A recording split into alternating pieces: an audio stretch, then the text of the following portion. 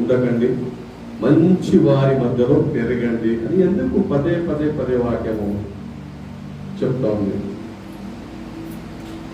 మనిషి ఎవరన్నా ఈ లోకంలో ఎవరన్నా నేను చెడిపోవాలి అని ఎవరన్నా అనుకుంటారా? ఎవరన్నా నేను ఈ రోజు నుంచి చెడిపోవాలి అని ఎవరన్నా అనుకుంటారా? మరి ఎందుకు చెడిపోతున్నారు? అనుకుంటలేడు. నా కిడ్నీలన్నీ పాడైపోవాలా,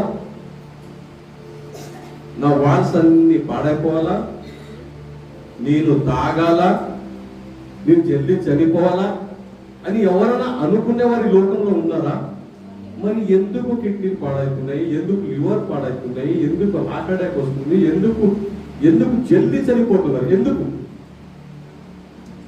ఎందుకు ఆరోగ్యం పాడవుతుంది, ఎందుకు క్యాన్సర్, గుడ్గా తింటే క్యాన్సర్ వస్తుంది? ఇవన్నీ చాలా జాగ్రత్తగా వినాలి. బైబుల్ ఇదే చెప్తారు పదే పదే పదే పదే. నిన్ను కాపాడుకునే ప్రయత్నము వాక్యం చేస్తూ ఉంటారు. కరెక్ట్. అందుకే నీ పాదలకు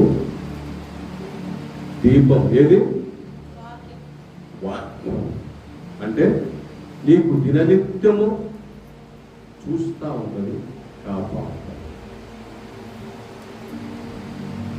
సరే, ఇప్పుడు అన్నారు మీరు, మనిషి ఎవడు కూడా నేను చెడిపోవాలి, నేను బాగా బండి స్పీడ్గా నడిచి నేను లారీ కిందకి వెళ్ళిపోయి చనిపోవాలి ఎవరైనా అనుకుంటారా?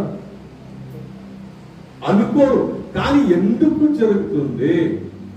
ఎందుకు యాక్సిడెంట్లు, ఎందుకు రోగాలు చిన్న చిన్న ఏజ్లో ఎందుకు